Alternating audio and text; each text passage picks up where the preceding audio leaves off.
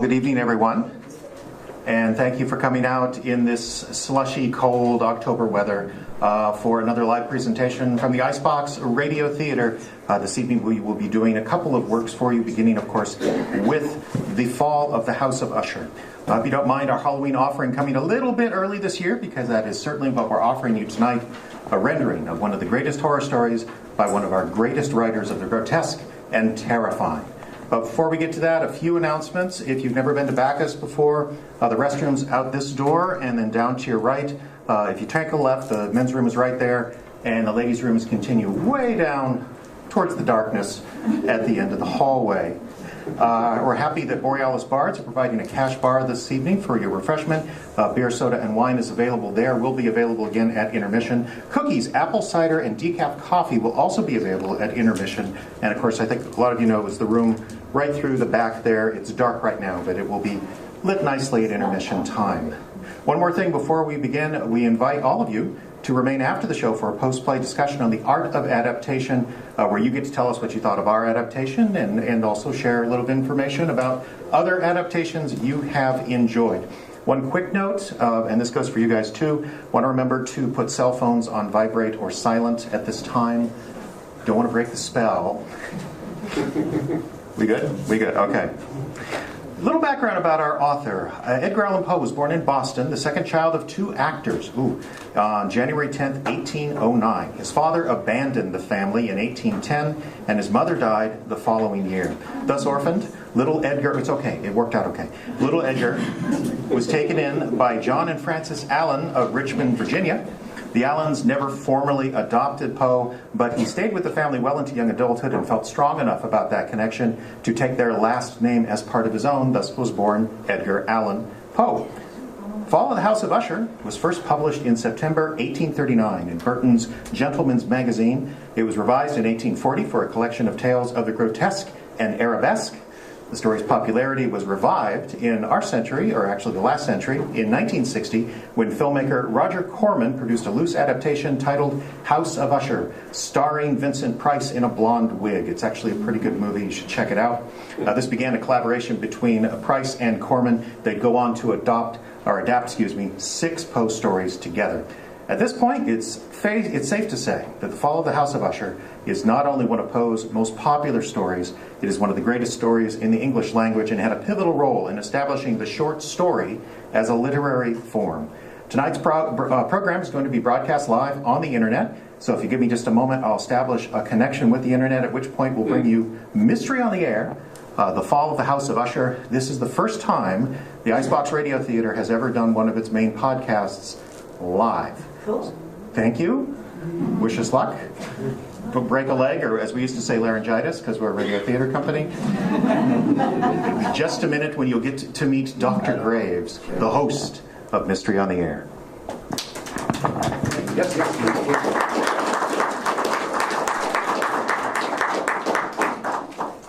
Cody, why don't you go ahead and hit the lights?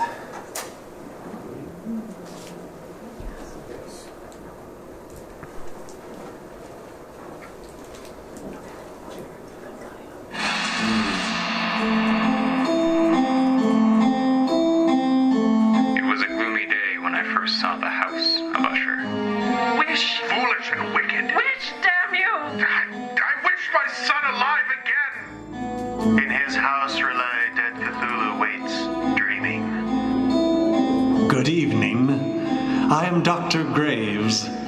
Welcome to Mystery on the Air.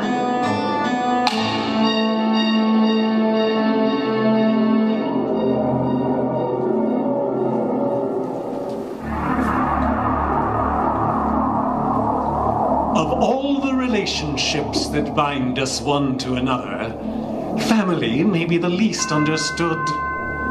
It is at once familiar and mysterious, commonplace and infinite in its variety, the very definition of safety and security, and the source of our greatest tragedies.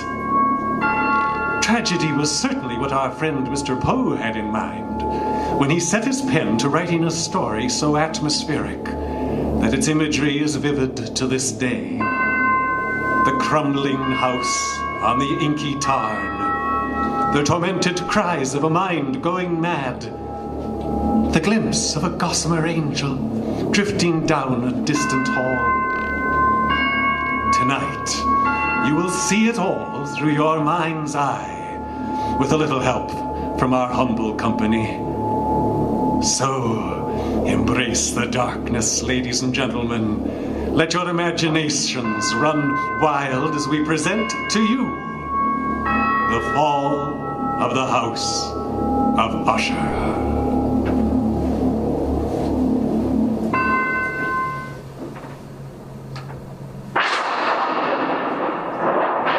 Is a poised lute. As soon as it is touched, it resounds. During the whole of a dull, dark, and soundless day in the autumn of the year, when the clouds hung oppressively low in the heavens, I had been passing alone on horseback through a dreary tract of country, and at length found myself within view of the melancholy house of Usher. With the first glimpse of the building, a sense of insufferable gloom pervaded my spirit. I looked upon the scene before me, upon the house and the simple landscape features of the domain, upon the bleak walls, upon the vacant eye-like windows, upon a few rank hedges, and upon a few white trunks of decayed trees. With an utter desperation of soul I can compare to no earthly sensation more properly than to the after-dream of an opium reveler.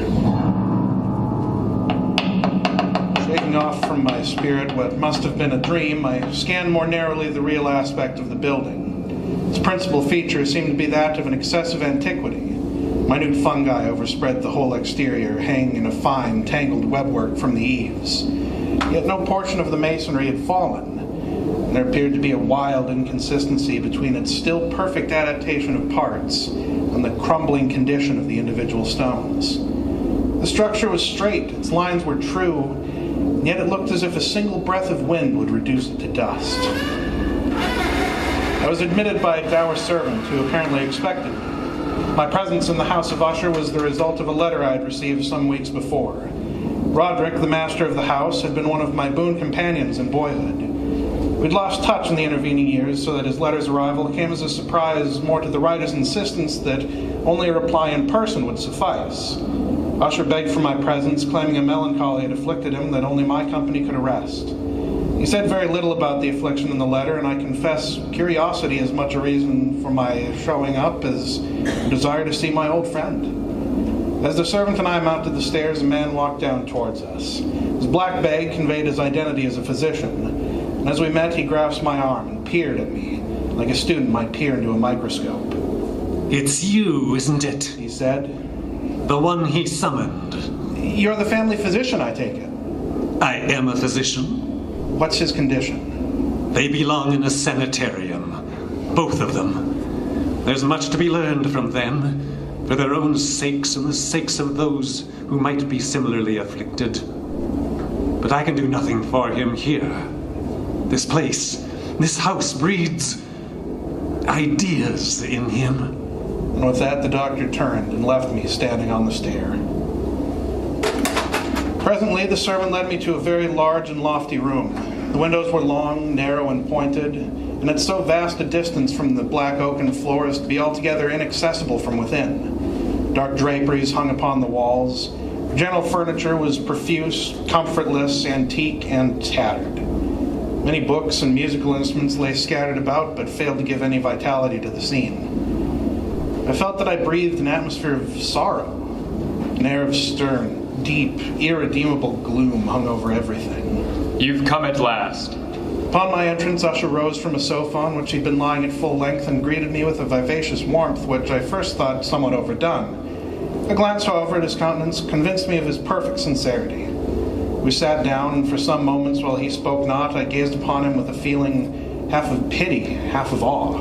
It is good to see you, old friend. Surely a man had never before so terribly altered in so brief a period as had Roderick Usher. It was with difficulty that I could bring myself to admit the identity of the man before me with the companion of my boyhood.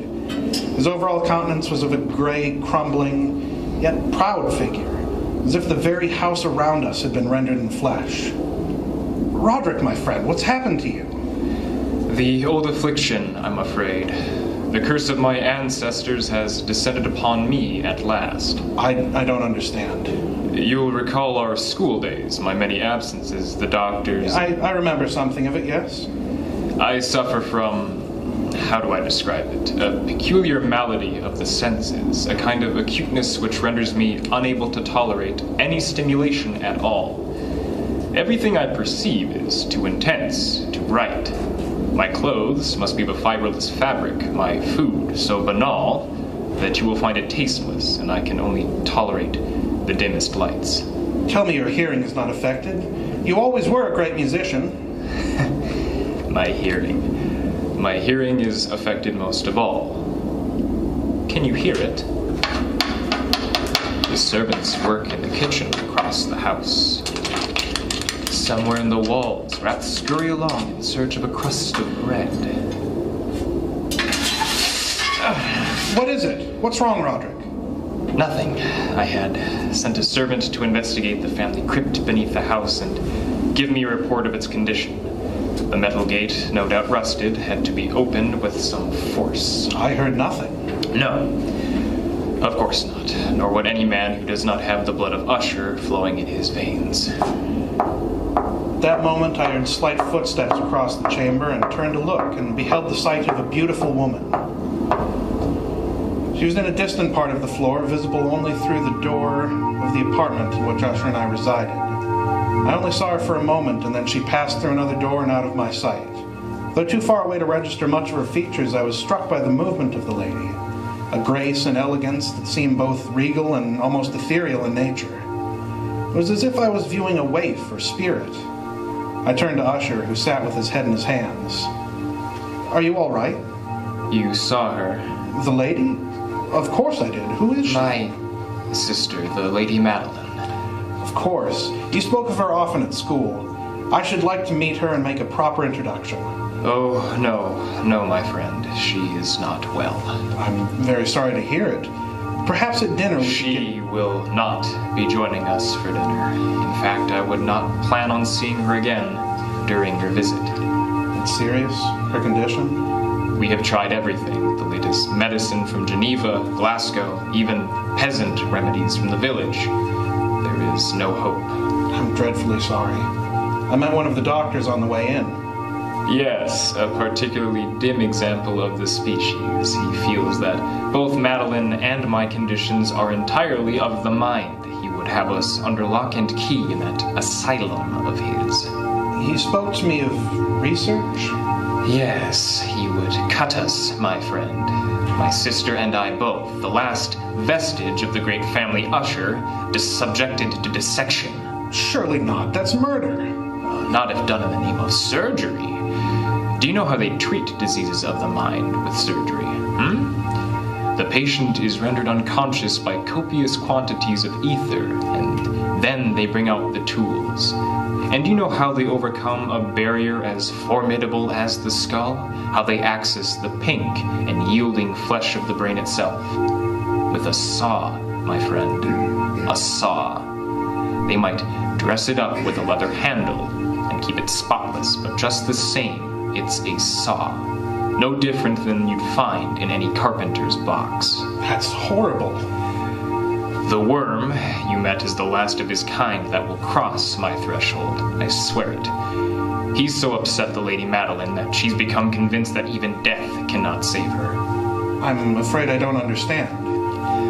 The grave, dear friend. It should be the last resting place for us all, but these so-called physicians do not honor our person, even in death. You speak of grave robbing? A horror beyond comprehension. I have heard of this. Medical students need corpses to study anatomy, and the hospitals and prisons can never provide enough to meet the demand. They go under cover of darkness to a fresh grave, and then Don't continue. I beg you. It is this subject that has driven a wedge between the Lady Madeline and myself. Impossible. She is convinced her time on this earth is coming to a rapid end. Given her failing health and the doctor's incompetence, I feel she may be right. Then you should spend every moment with her. I should take No! leave. No, please. Don't even consider it. Anticipation of your visit was the only thing that provided me any joy these past weeks. Besides, the Lady Madeline and I are not speaking. We have quarreled. All brothers and sisters quarrel? Surely, given her condition, Her it must... condition is the cause of our quarrel. It is her death, my friend, her burial, with which she is obsessed. How so? The matter of interment, we disagree bitterly. Interment? You argue over burial arrangements? Yes, it might seem ghoulish, but we speak very frankly about our impending deaths and the arrangements that accompany them. She wishes to be interred here in the house, in the crypt below. I feel a burial on hallowed ground in the churchyard is more appropriate. Is it the doctors she fears? That her grave and then her person would be violated in the name of research? She is convinced of it, and honestly, I have no refuting argument to offer. Then what is your quarrel? How can you deny her this simple request? Oh, you must be tired from your journey, and I am not good company right now. Please forgive me. We will continue this conversation, I promise you, but for now I need rest. With that, my host returned to the couch upon which I'd found him and reclined fully, a hand covering his eyes. He said no more, and when it became obvious to me that his abrupt termination of our discourse was final, I retreated silently, abandoning Roderick Usher to his thoughts.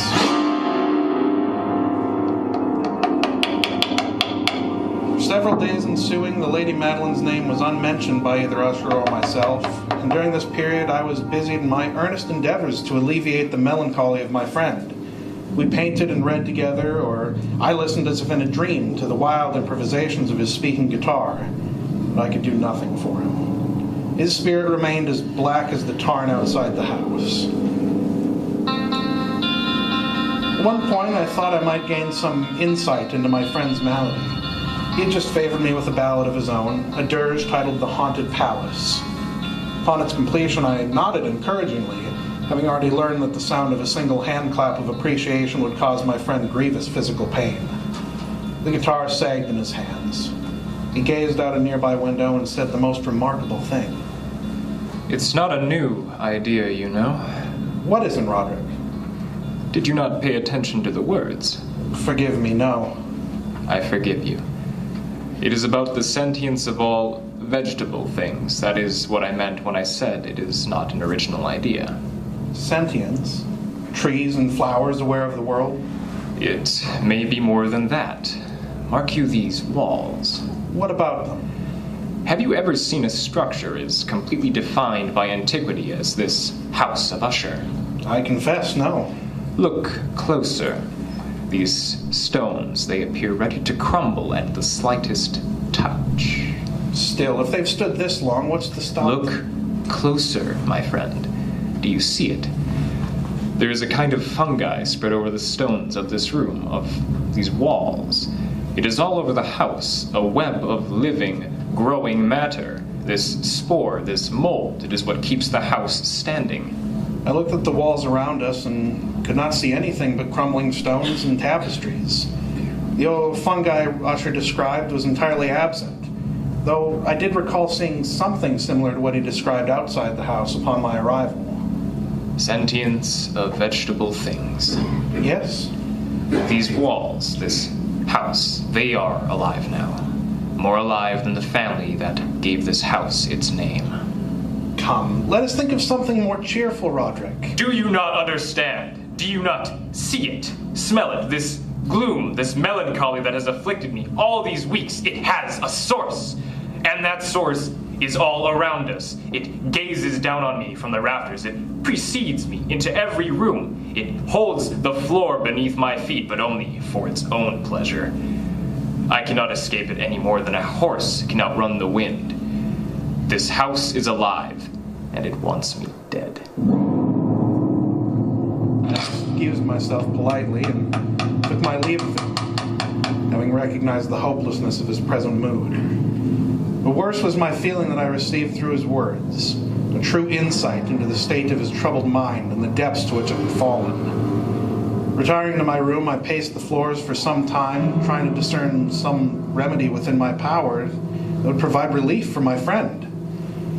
Alas, there was none. My wits were too dimmed by the constant gloom of him, and indeed of this house. For alive or not, the house did convey an almost ever-present sense of despair, and one could not remain within its walls without succumbing into it to one degree or another.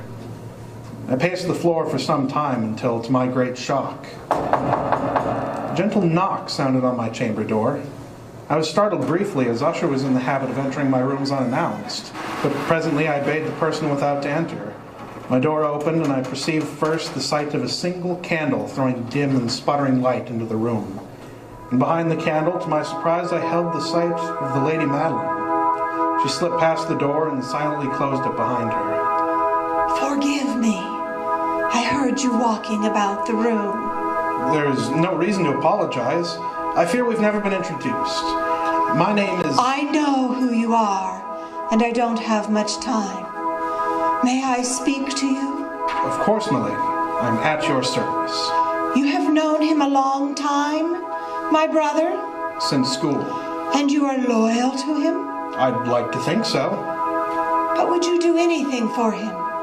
Follow his word blindly? I don't ask this question out of idle curiosity. I must know. Your brother is my friend, but I'd like to think I keep my own counsel. I follow no man's word blindly. What is this about? You do not know me. We have never even spoken before. But I must know if I can trust you completely. You talk as if we're conspirators. What I'm going to ask would put you into a conspiracy. For I fear you are my only hope of finding peace. I? Would you help me? Would you help me if I asked you to do something that was against Roderick's wishes? For a moment, all I could do was stare at the Lady Madeline. She was frail, ashen. Her complexion was as gray as her brother's. And yet within her eyes there radiated a kind of strength that seemed to leave me with no other choice but to acquiesce to her every wish. You could have called it chivalry, but I did not feel chivalrous. I felt like I was granting a last request of the dying. She must have seen these emotions play across my features as her own face fell slightly, a kind of resignation in her eyes. That more than anything made my heart ache for this lady. I nodded slowly. You will? You'll help me? In whatever I can. Forgive me, Roderick has told me of your quarrel. Is this the root of your problem? Roderick told you? I have a grasp of the thing, I believe. This is about your resting place? Yes. You fear the doctors? More than death. Death itself has been my only companion in this house for some time. I do not fear her. She will be a relief. But I cannot stand the thought of being helpless to defend myself against the physicians who so eagerly carve into the flesh they could not save while it was living. But surely that flesh is just what's left behind. If only that were true. But to the point. You'll help me? In any way I can, as I said. Good. First, understand one thing. My brother does not know his own mind any longer. He is overcome. By what? Fear. He is afraid of everything. He would call it an unnatural acuteness of the senses. I have no doubt that's true. But I do not know which came first, his malady or his madness. All I know is that now he is completely dominated by the fear of all that's around him, especially the grave. That's not so unusual, is it? You fail to understand. The grave, the eternal sleep, is not what vexes my brother. It's the thought of being put within the grave, alive, to awake inside the awful darkness of your tomb, the smothering earth all around you. When I hear him awake in the night, screaming, I know that is the dream that has come over him. Forgive me, milady, but how does your brother's fear involve you? least of all your demise. On this one point, I must ask your greatest discretion. Please understand exactly, precisely, what my brother is afraid of. It is not merely his own premature entombment, though that surely is one of the things that sends him screaming from his bed. It is the very idea of premature burial. What vexes him is not the dirt and the oblong box, but the very thought of them. His enemy is not the grave. It is his own imagination. Do you understand? It is madness. Good. You do understand. Now, you said he informed you of the particulars of our quarrel. Some of them, yes. And he informed you of my wishes to be laid to rest here, in the crypt below the house. Yes, of course. That then is the source of my brother's malady. That I should remain here in the house after the inevitable. His brain is weak and his spirit is failing, and he fears what would happen to him should his ears detect the slightest sound from the crypt below once I have been laid to rest there. If I were in the churchyard, close to a mile away, he could not possibly hear it. But here, in the house, he would perceive the faintest scratch as from me and go mad. But surely that is a source of comfort for one who so fears premature burial. If you were to hear something, you could simply order the servants to the crypt and you would be rescued. That is logical, my friend, but there is precious little logic left in my brother. Now, please, will you help me? With that, the Lady Madeline gazed at me with such earnest trepidation that I could not refuse her anything she may require. She explained to me the essence of her plan. I was to begin by engaging her brother in an argument about the lady's burial, gently but firmly taking her side. I was to insist that the lady's wishes be honored and that chivalry would demand as much from a gentleman like himself. I acquiesced to it all, finding myself quite unable to resist the Lady Madeline, both for her charms and the true desperation that hung on her like a shroud. Having received my assurances, the lady thanked me and slipped from my rooms as quiet as a mouse. It was strange. The door had creaked loudly when she let herself in, but made no sound upon her exit. The night passed without further incident, though I slept not. The task given to me by the Lady Madeline seemed impossible, for I was supposed to convince my friend, he of a mind filled with superstition, to fulfill his sister's dying wish, a wish he had already pledged to deny. So the following day I confronted him and built my case. Roderick listened, and to my surprise, did not fight back. He sat on a couch, his guitar slumped in his grasp, saying nothing.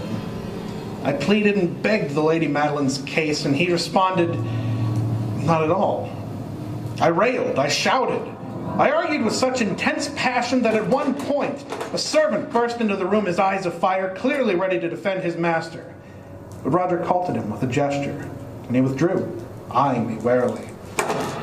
After that, I felt exhausted. I had done all I could, or so I thought. So I collapsed in a chair, hand at my brow, and uttered a disgusted dismissal of the Ushers, and the house, and the whole damnable business. For my final move, I weakly encouraged my friend to at least talk with his sister, to discuss the gap which had come between them. He said nothing, just as he had during the whole of my oratory. He stood and walked out of the room without a word. It was several days later when Roderick came into my room.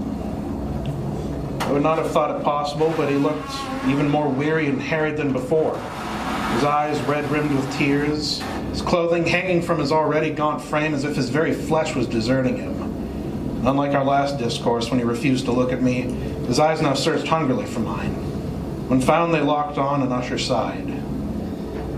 It's happened, He said, The Lady Madeline is no more. I stood then, knowing full well the enormity of the moment that was upon us. What would he decide for his sister now that she could no longer decide for herself? The churchyard and the ghoulish doctors that would undoubtedly violate her there, or the crypt below this very house of Usher? I did not press him on the issue, as I was sure the result of his deliberation would be made known soon enough, and he did not disappoint. It was to be in the family crypt below the house. At the request of Usher, I personally aided him in the arrangements for the entombment. The body having been encoffined, we two alone bore it to its rest. The vault in which we placed it was small, damp, and entirely without means for admission of light. Lying at great depth immediately beneath my own sleeping apartment, it had apparently been used as a place of deposit for powder or some other highly combustible substance, as a portion of the floor was carefully sheathed with copper. The door of massive iron had been also similarly protected, its immense weight causing an unusually sharp and grating sound as it moved on its hinges. Having deposited our mournful burden upon the trestles within this region of terror, we partially turned aside the yet unscrewed lid of the coffin and looked upon the face of its tenant. A striking similarity between the brother and sister suddenly arrested my attention, and Usher, divining perhaps my thoughts, spoke. We were twins. Siblings were never closer. I nodded woodenly. Our glances, however, rested not long upon the dead, for we could not regard her unawed. The disease which had thus entombed the lady in the blossom of youth had left the mockery of a faint blush upon the bosom, and upon the lips there was a suspiciously lingering smile. We replaced the lid, and having secured the door of iron, made our way with toil into the scarcely less gloomy apartments of the upper portion of the house. In the days that followed, my friend's character worsened. His ordinary occupations were neglected or forgotten. He roamed from chamber to chamber with hurried, unequal, objectless step. The pallor of his countenance had assumed, if possible, a more ghastly hue, but the luminousness of his eyes had utterly gone out. The once occasional huskiness of his tone was heard no more, and a tremulous quaver of extreme terror took its place. I beheld him gazing upon vacancy for long hours, in an attitude of the profoundest attention, as if listening to some distant, almost inaudible sound. It was no wonder his condition terrified me. I felt it creeping upon myself in slow yet certain degrees, as if his congenital condition were somehow contagious. It continued like this until that final night, the night the house of Usher was beset by the storm. I'd given up sleeping that night and set to pacing to and fro across my apartment when I was interrupted by Usher entering in a state of high agitation. Have you not seen it? Stay.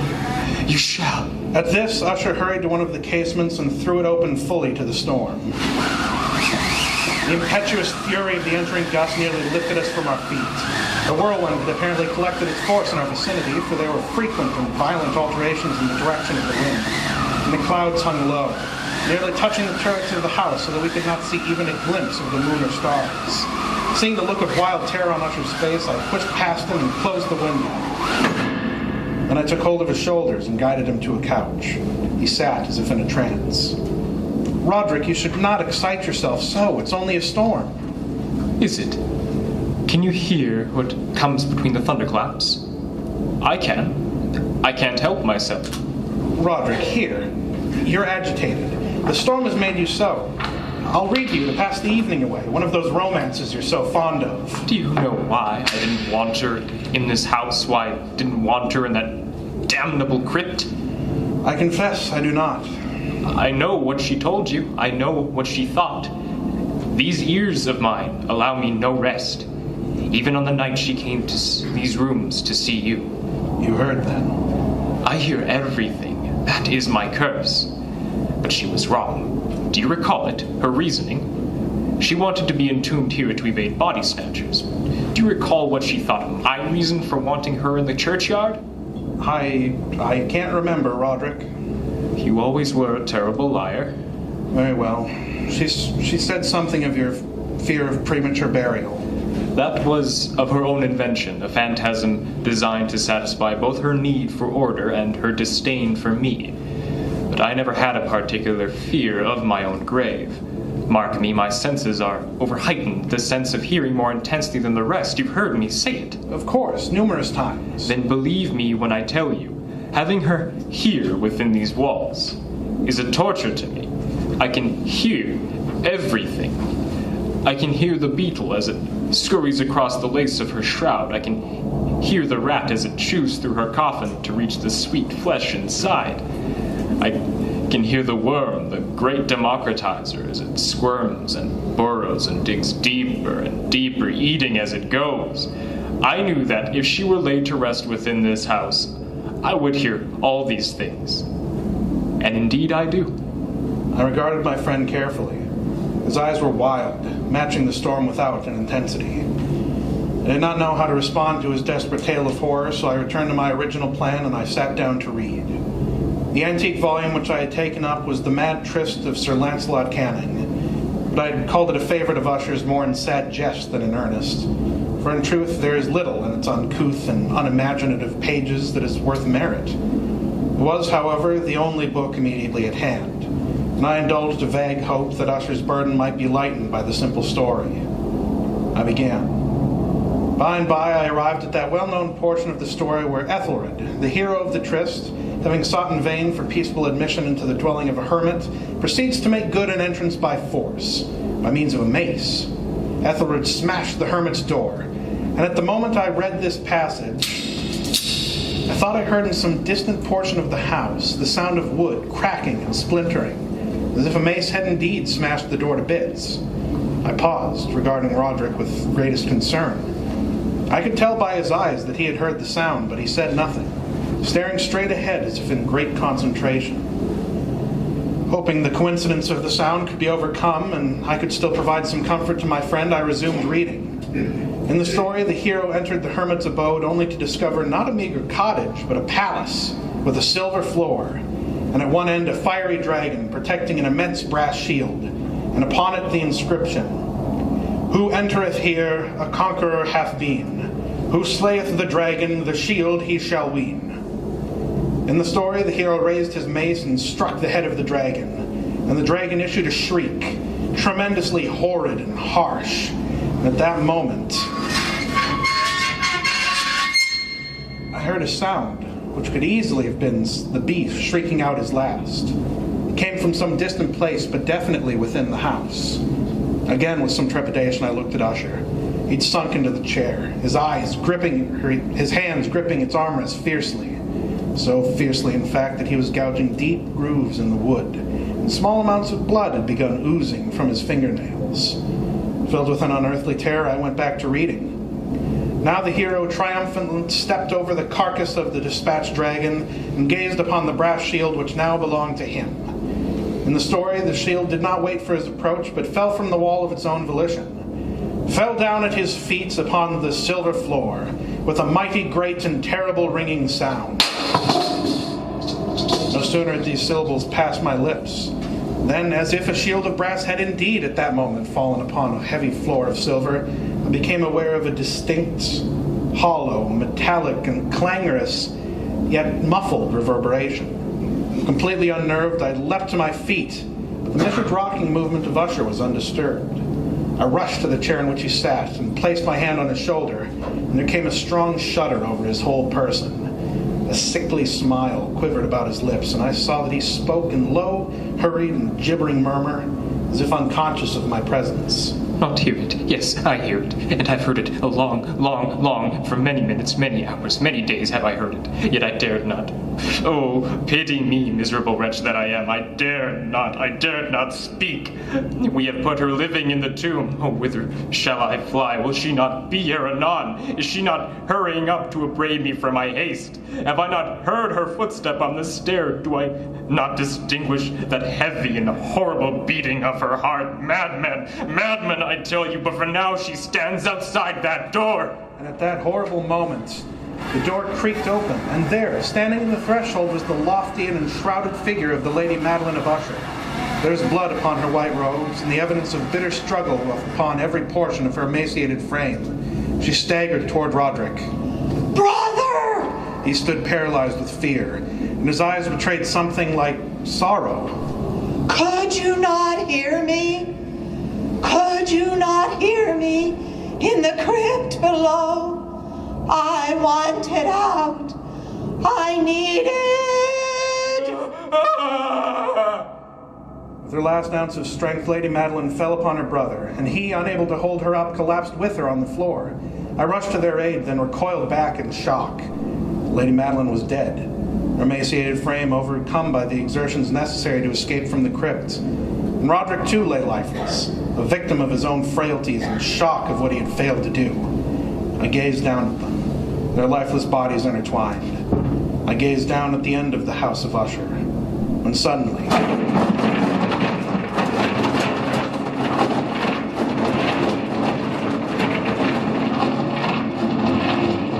great rumble as the floor beneath me seemed to be giving way. As I watched, the floor beneath the corpses opened up and Lady Madeline and Roderick slipped through before I could move to remembrance. I gazed over the edge and watched their limp forms fall to the floor, and the next, and the next. The hole that was opening descended down through the cellars and the crypt, down to hell itself. I fled from the house, out over the bridge that crossed the tarn, and at the edge of the forest I brought my horse up short and turned. What I heard seemed unbelievable. I had to turn. I had to see.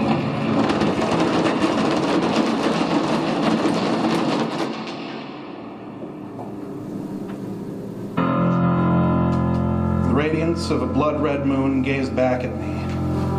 A moon that should have been half hidden behind the turrets and steeples of the great house. There was nothing but sky now, spare the silent cloud of dust that slowly emerged from the mountain of ruined stone on the shores of the Black Tarn. The mountain that was once, now was again a grave, a final resting place for both the heirs and the house of the family Usher.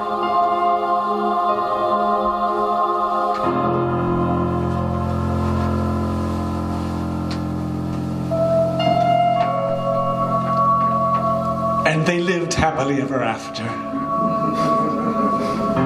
This is Dr. Graves again, hoping that you enjoyed our little tale.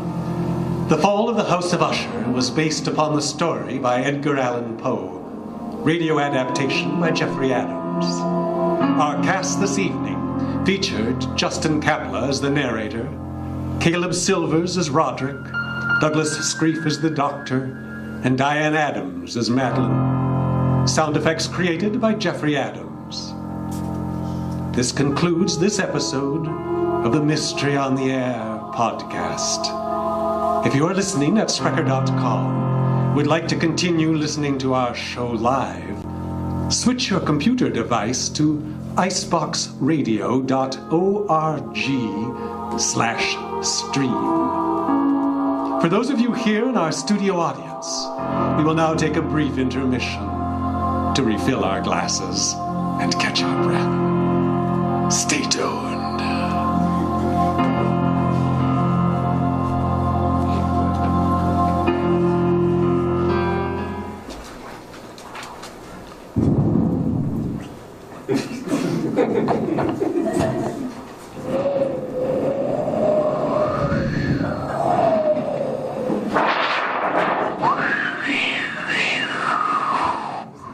That's our show. Good night.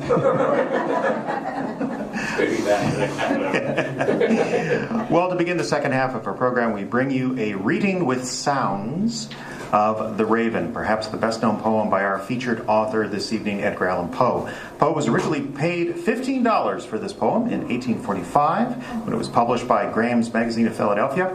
He then resold it to the American Review for $9, and The Raven at that point took off and virtually made Poe's career.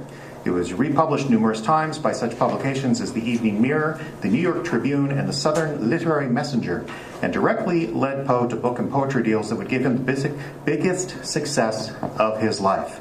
So now sit back, relax, Cody, why don't we hit the lights one more time and enjoy Douglas Screef reading The Raven.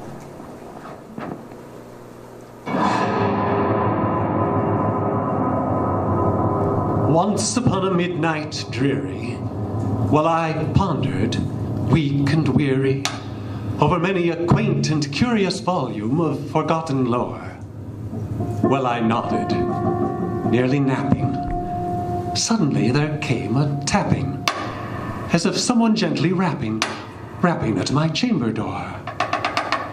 "Oh, 'tis some visitor," I muttered, tapping at my chamber door.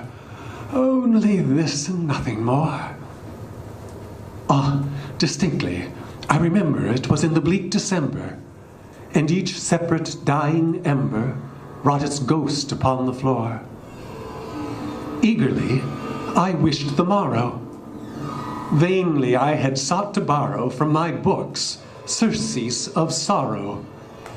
Sorrow for the lost Lenore, for the rare and radiant maiden whom the angels name Lenore, nameless here forevermore.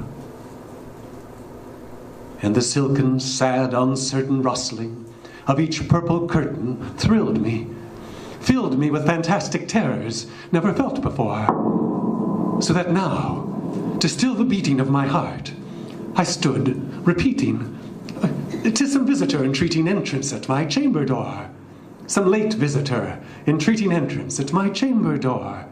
That is it and nothing more." Presently my soul grew stronger, hesitating then no longer. "Sir," said I, "or madam, truly your forgiveness I implore.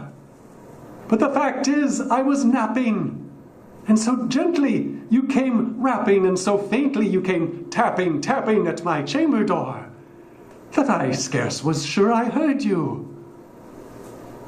Here I opened wide the door. Darkness there, and nothing more.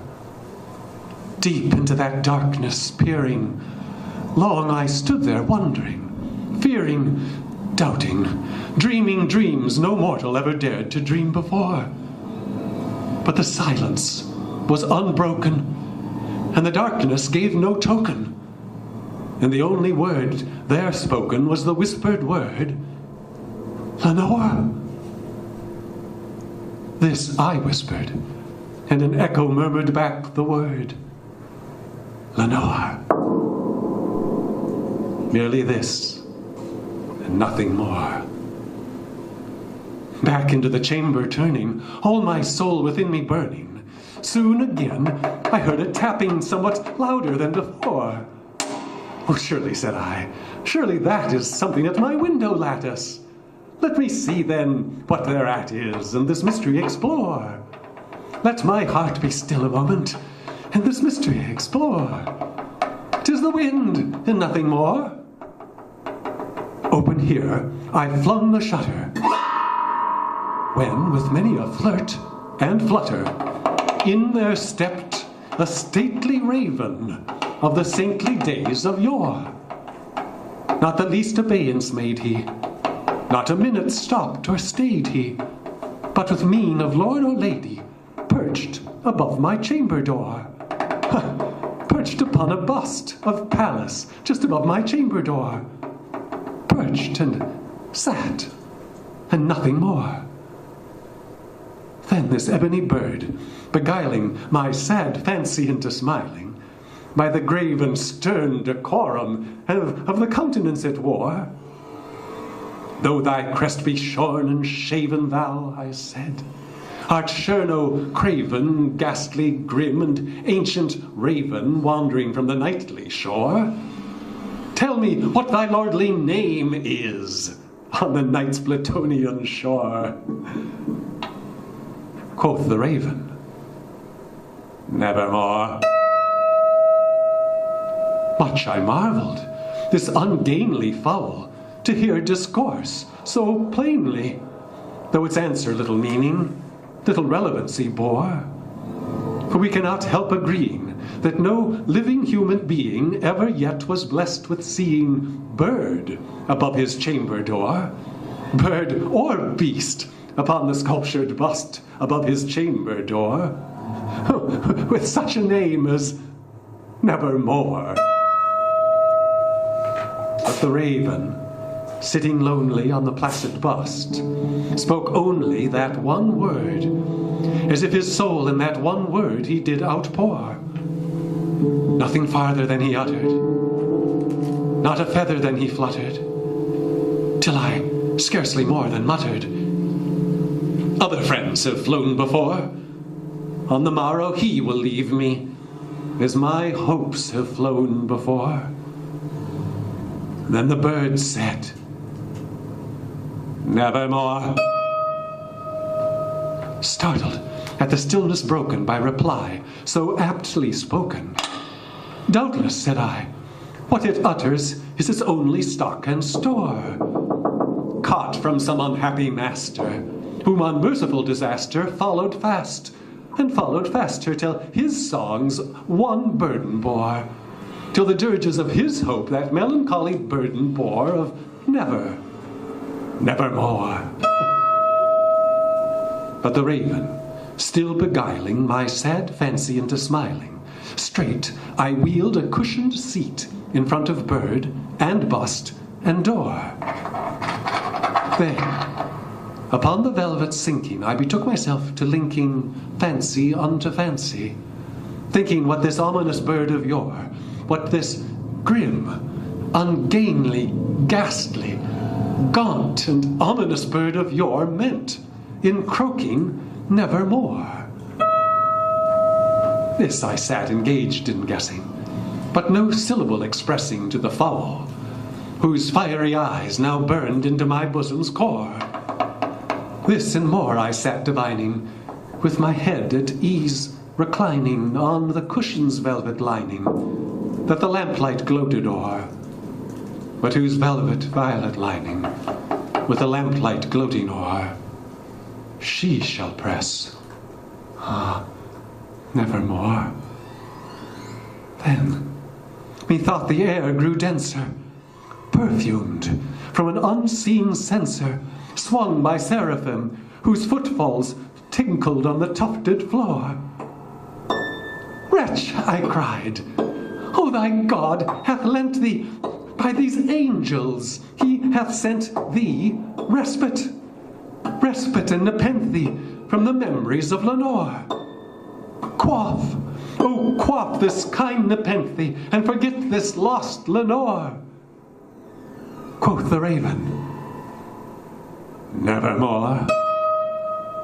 Prophet, said I, thing of evil, prophet still if bird or devil, whether tempter sent, or whether tempest tossed before thee here ashore, desolate yet all undaunted, on this desert land enchanted, on this home by horror haunted, tell me truly, I implore, is there balm in Gilead?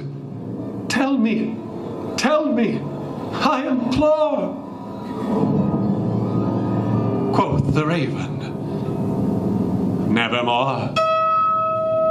Prophet, said I, thing of evil, prophet still if bird or devil, by that heaven that bends above us, by that God we both adore, tell this soul with sorrow laden, if within that distant Aden it shall clasp a sainted maiden whom the angels name Lenore. Clasp a rare and radiant maiden whom the angels name Lenore. Quoth the raven, nevermore. Be that word our sign of parting, bird or fiend, I shrieked, upstarting. Get thee back into the tempest and the night's Plutonian shore.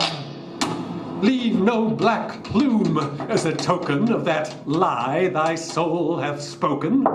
Leave my loneliness unbroken. Quit the bust above my door. Take thy beak from out my heart, and take thy form from off my door. Quoth the raven, nevermore. And the raven, never flitting, still is sitting,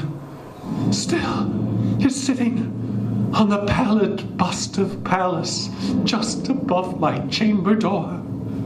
And his eyes have all the seeming of a demon's that is dreaming, and the lamplight o'er him streaming throws his shadow on the floor. And my soul from out that shadow that lies floating on the floor shall be lifted. Nevermore!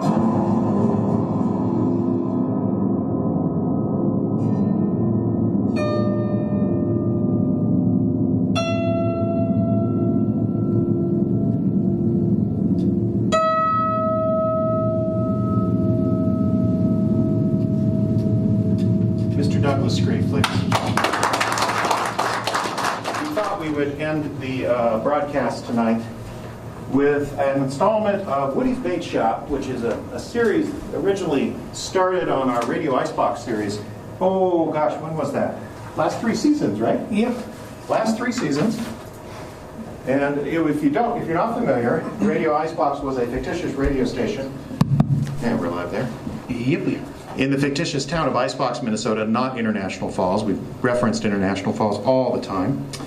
And he became a popular character. He was a sponsor of this fictitious radio station, and last summer he appeared in his first very own adventure, Woody along with his best friend, Dunghauser. So this is Woody's Bait Shop, entitled The Ghost Pike.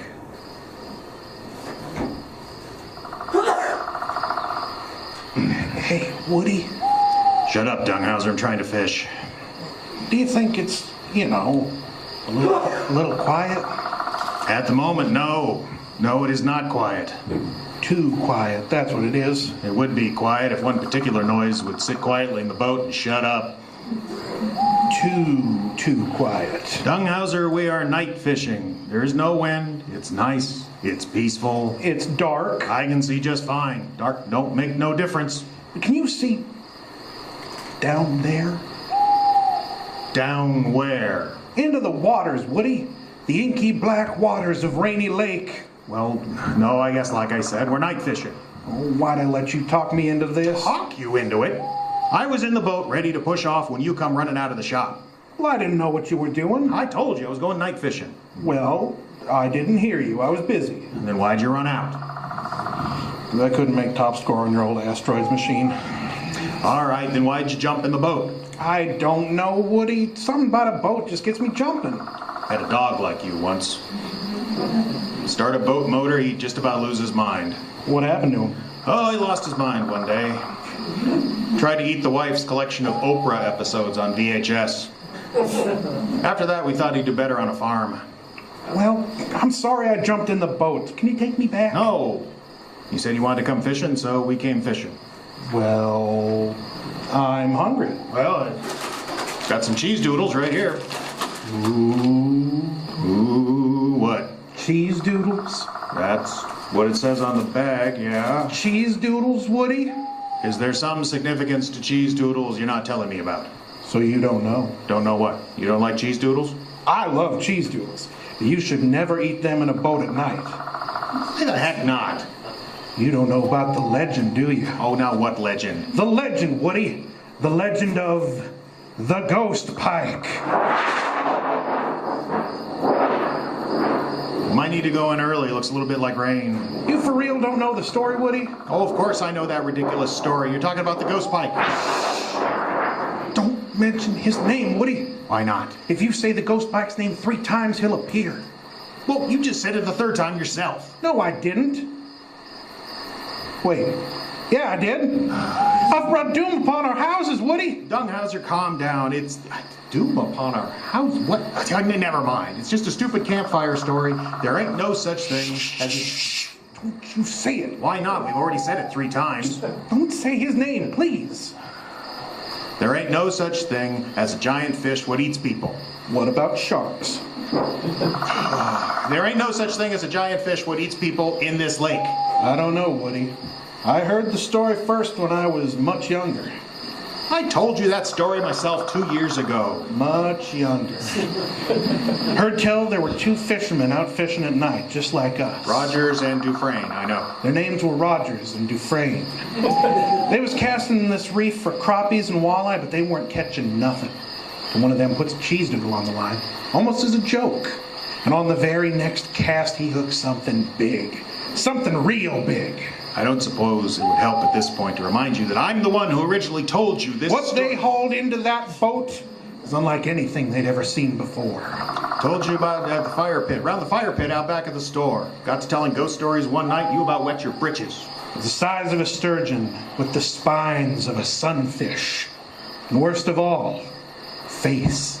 Like a man. Scared you so bad you dropped your s'more. So Rogers and Dufresne, they put into an island. Try to figure out what to do. Of course, that didn't stop you from eating it. It was late. So they decided to make camp for the night.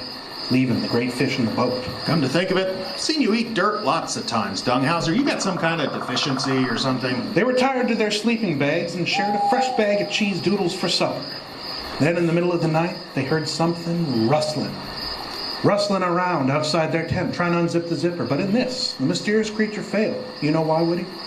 Because flippers can't do zippers? Because flippers can't do zippers. Uh-huh. So in the morning, they go look in the boat and the great fish is gone. Now they're both pretty freaked out at this point, so they put in and head back towards shore. Then they heard something. A knock on the boat. No! A knock on the boat. Something big thumping it from underneath. And then there was a second knock. And finally a third. You know why there was knocking?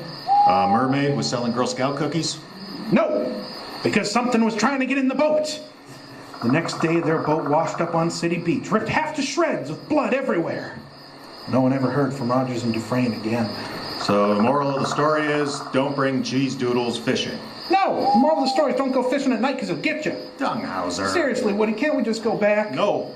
I'm trapped behind the counter in that store all day. This is the only time I get to go fishing, so I'm going to fish. Oh, and for good measure... Wait, Woody, don't do that. Come on now. I'm going to have some cheese doodles. Why did you bring those, Woody? I thought I'd catch my dinner tonight, but with you along, I'll starve without these. Please, Woody, put them away. Now, Dunghauser, I told you, it's your own fault. New tie, too. You come along when you didn't want to. Oh, I know it, but that shouldn't cost me my life, should it? Well, if it costs your life, it's going to cost me mine as well. We're in the same boat. Well, yeah, of course we are. What? You said we're in the same boat, and I said, of course we are. Right, that's obvious. Of course. If you get murdered by a giant man-eating fish, so do I. Because we're in the same boat. Right. Of course, you could always get away, but you'd have to swim. Then we wouldn't be in the same boat anymore. I suppose? Ooh, and we could be in a different boat. Maybe a faster one so as we could get away. Of course, well, then we'd still be in the same boat then, just a different boat than the one we have now. Are we talking about the same thing, Dunghauser? Hey, you bet, Woody, we're in the same boat. Yeah, but do you mean the boat, or do you mean our situation? Isn't the boat part of our situation? Sure, but when I say we're in the same boat, I mean we're in the same situation, not this here boat, literally speaking. You mean we're not in a boat right now? No, we're in a boat. We're just also in the same boat. Are there other boats around? No, Dunghauser. Because maybe one of them could give me a ride back to shore. When I say we're in the same boat, I don't mean a boat at all. I mean a situation, a pickle, a place, and a time. You could be in the same boat on dry land. Well, why would you want to be in a boat on dry land, Woody? Dunghauser, you Although know... now that I think about it, my sister's cousin's ex-husband did have a real nice pontoon boat he kept on a trailer in the driveway. That was a great place to watch TV and drink beer. Sun Tracker? No, Netflix. Run a cable from the house. Whatever. The point is, we're in this together. Right. We are in the same boat. Oh, hey, that has a double meaning, Woody. Woody? What is it? Did you hear that? Hear what? Something thumped our boat, Woody. Just calm down. It thumped on the boat, Woody. Nothing thumped on the boat. You mean you didn't hear that? Well, yeah, wait a minute. Look, right there. Fish finder says we're only in 2 foot of water. We must have drifted out over Pearson's Reef. There's always driftwood on that reef. Chunk of wood must have busted loose and thumped us. You sure? What else could it be? You know what it could be. No. Yes, you It's do. just a story. If it's just a story, then what thumped our boat? I told you, some log. There it is again, Woody. Well, if it bothers you so much, reach over and grab the log. I'm not reaching down there. Dunghauser, I'm not going to do this. Do what? I'm not going to let you get all wound up over a campfire story. There is no such thing as the ghost pike. What was that? Nothing. Nothing is what that was. Woody, Don't get upset. That was just nothing. you heard that too. I could tell. I didn't hear nothing. It was just my imagination, same as you. You heard it, Woody. That wasn't any log thumping the boat. That was shaving a haircut. Something is down there, Woody. Something that knows what shaving a haircut is. Why would a man-eating fish know what shaving a haircut is? Well, maybe he gains all the knowledge of people he's eaten. Oh, now that's ridiculous. Any more ridiculous than the story of the ghost pike? Well, no, you got me there. Okay, hang on. I gotta try something. What? I got to knock once.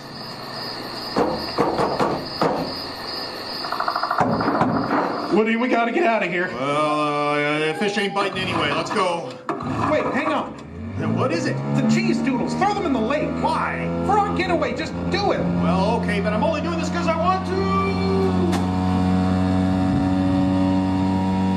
Oh, cheese doodles. It's always cheese doodles. Would it kill them once to bring some all-dressed trips? Putting the ghost pike. Justin Kevlar. I'm Jeff Adams. That's Caleb Silvers.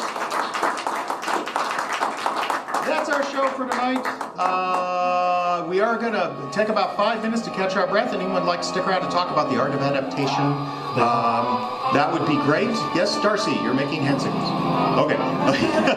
They're positive hand signals. It's a good thing. Hand signals. For those of you listening online, thank you so much. Be sure to go to iceboxradio.org for more information. Happy Halloween, everybody.